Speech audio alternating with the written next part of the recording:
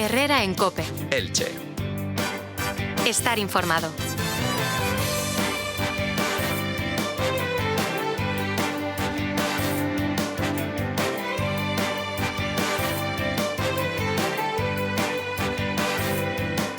Seguimos en Herrera en COPE Elche en el 100.8 de la frecuencia modulada y en este momento en el que están escuchando esta entrevista también tienen disponible un nuevo vídeo en nuestro canal de YouTube que ya saben que nos encuentran como COPE Elche TV.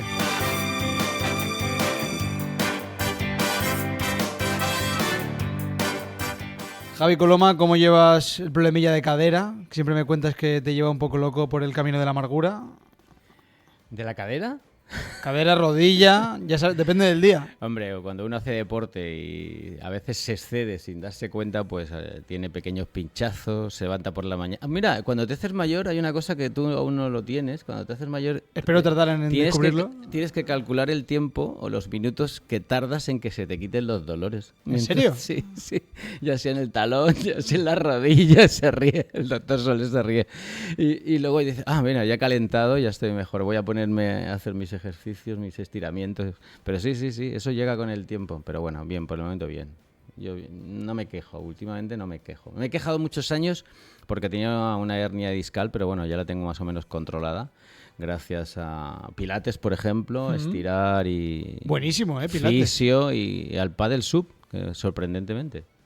Pues de todo ello podemos hablar con una persona que es una eminencia en el sector de la traumatología, como es el doctor Francisco Soler Valero. ¿Qué tal, doctor? ¿Cómo estás? Buenos días. Hola, buenos días. ¿Cómo estáis? Bueno, has venido hoy a COPE de vuelta porque hemos podido leer tu artículo en la revista Spinal Journal. Sí, bueno, fue un artículo que empezamos a trabajar hace ya varios meses, casi un año ya. Y bueno, los resultados fueron pues la publicación en el European Spinal Journal en este enero y fue una grata sorpresa porque, como sabéis, es una revista de alto impacto internacional, por no decir la que más impacto tiene a nivel de cirugía de columna y de neurocirugía, ¿no? Para la gente que nos está escuchando, cuenta un poquito en qué se ha basado ese artículo que se ha publicado en la revista. Pero que lo entendamos todos, claro, por favor. en castellano. Sí, es complejo, ¿no? Porque al final se hablan cosas muy técnicas, ¿no? Son revistas científicas, no son revistas pues que el público de a pie pues se compre, pero sí están en internet, están en el acceso de todo el mundo. Y bueno, el estudio lo que hace es relacionar un poco, como sabéis, yo me dedico a la cadera, ¿no? Y hago mucha cirugía de cadera y bueno, está íntimamente relacionada la cadera con la columna, eso lo sabíamos. Ya teníamos indicios de que cuando hacías algo en la columna afectaba a la cadera y cuando o trabajaba sobre la cadera afectaba a la columna, ¿no? Entonces hicimos una relación de esas dos patologías analizando, pues creo que eran 1.700.000 personas que estaban operadas de cadera con cirugía lumbar previa, ¿no? Entonces, claro, el número de pacientes era tan grande, hicimos un metaanálisis.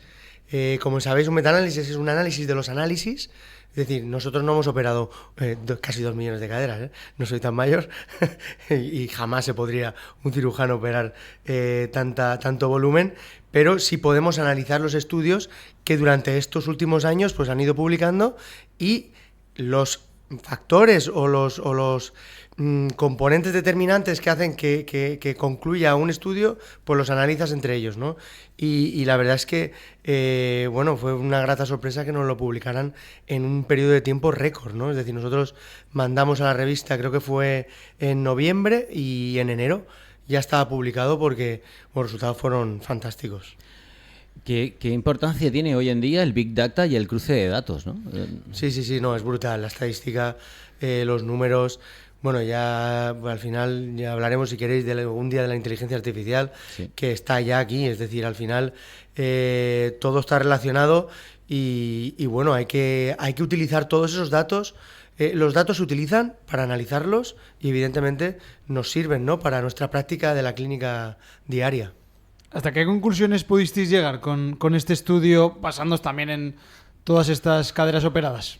Pues mira, nos dimos cuenta de que aquellos pacientes que estaban operados de columna, cuando se les ponía una prótesis de cadera, pues bueno, el riesgo de luxación era mucho mayor. Y dice, bueno, ¿y cómo puede ser eso? Pues la cirugía de columna tradicional siempre ha sido fijar la espalda.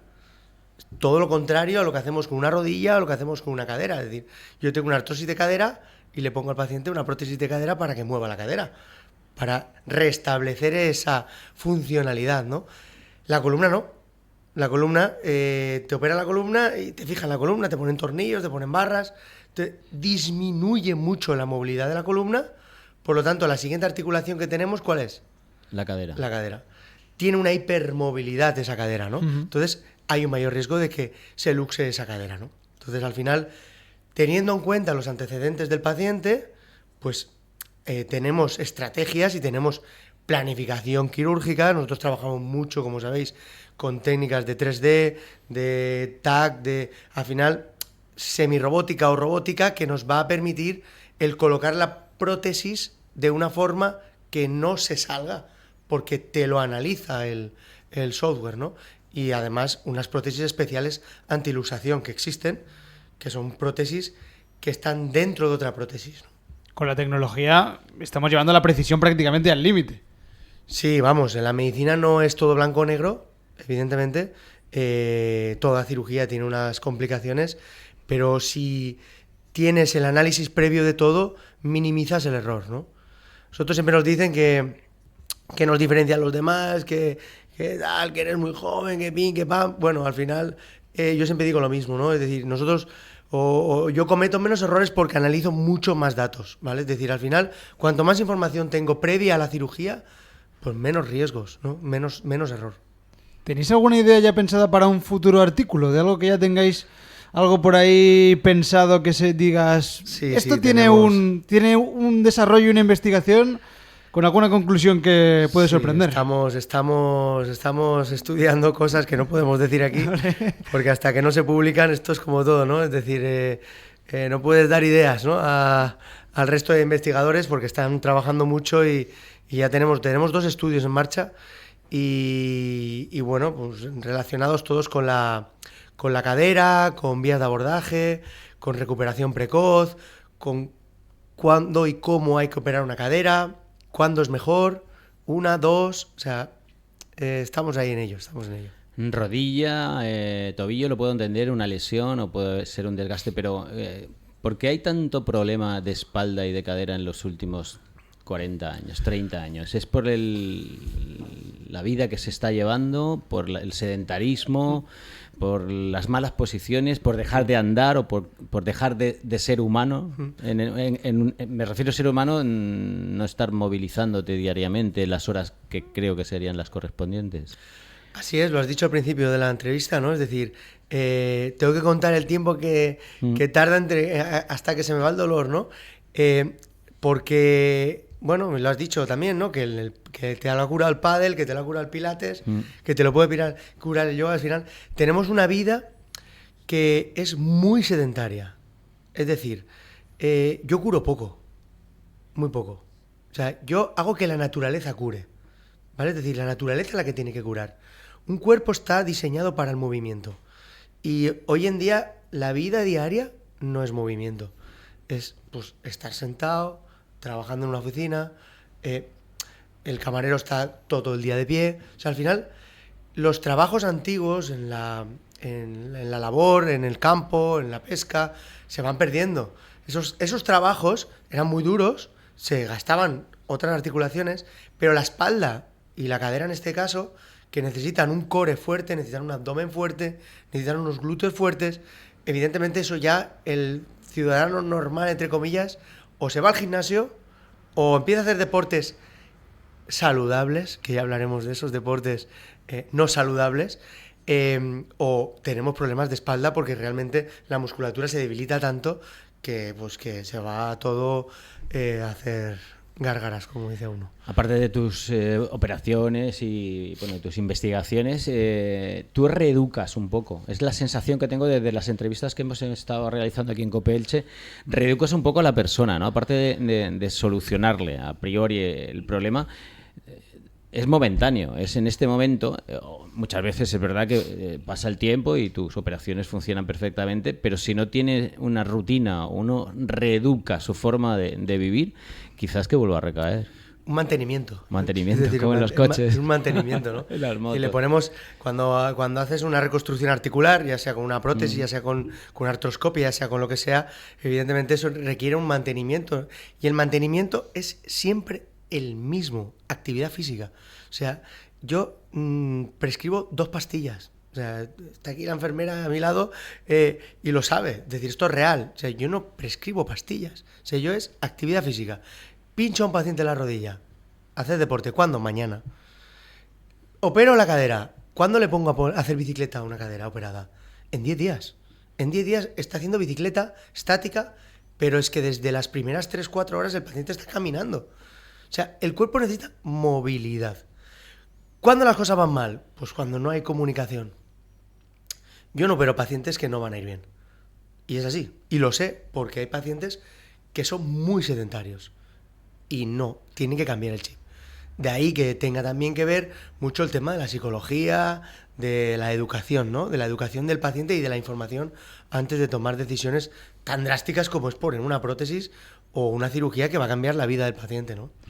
En pleno 2024, ¿tú crees que la gente está concienciada con tener una actividad diaria a nivel deportiva o no? ¿O la gente...? Bueno, cada vez más. Cada vez más. Hubo un antes y un después, yo creo que con el COVID, ¿eh? El COVID Es verdad. hizo ahí un punto de inflexión, la gente tuvo tiempo para sí misma, paramos todos, ¿no? Y Podía salir de casa solo para correr. claro, entonces se pusieron todos a correr. Exacto. Sí. Sí, bueno, al final yo creo que el ser humano no cambia hasta que le pasa algo. O por lo menos está a punto de que le pase, ¿no? El gran susto a veces. ¿no? Sí. Y bueno, cuando nosotros nos viene la gente a la consulta, no viene a hacer un check-in de un hotel, ¿no? A pasar unas vacaciones. Viene porque tiene un problema y normalmente lo diagnosticas y le dices, hostia, pues mira, te ha pasado esto. Vamos a poder solucionarlo, pero para que no te vuelva a pasar tienes que hacer esto, que no es lo que estás haciendo hasta ahora, ¿no? Eso es lo más difícil.